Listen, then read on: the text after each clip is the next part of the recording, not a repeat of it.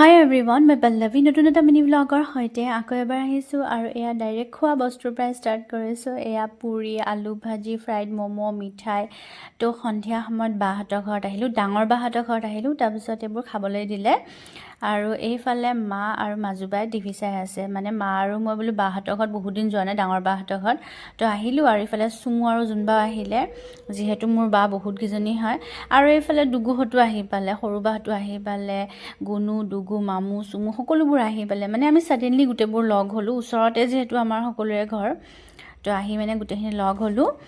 তো মাজে মাজে এনেকুৱা মানে ফেমিলি গেট টুগেডাৰ হৈ থাকে, কিন্তু আজি আমাৰ ছাডেনলি মানে ডাঙৰ বাহঁতৰ ঘৰত আহিলোঁ। মানে ডাঙৰ বাহঁতৰ ঘৰত কনষ্ট্ৰাকশ্যনৰ কিবা কাম চলি আছিলে অকণমান কিটচেনৰ, তাকে চাবলৈ আহিলোঁ। তো বায়ে কৈছে তোমালোকক আৰু এদিন ভালকৈ পাৰ্টি দিম, চবেই আহিবা। আৰু আজিতো এনেই আহিলোঁ।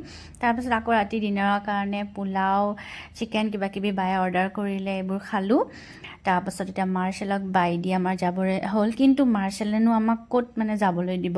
তো মাৰ্চেলো আমাৰ পিছে পিছে মানে আমাক অলপমান ৰাস্তাত আগবঢ়াই থ'বলৈকে আহিলে। তো আজিলৈকে মই ইমানখিনিতে এৰিছোঁ। লগ পাই আছোঁ নেক্সট নতুন এটা ব্লগৰ সৈতে। বাই।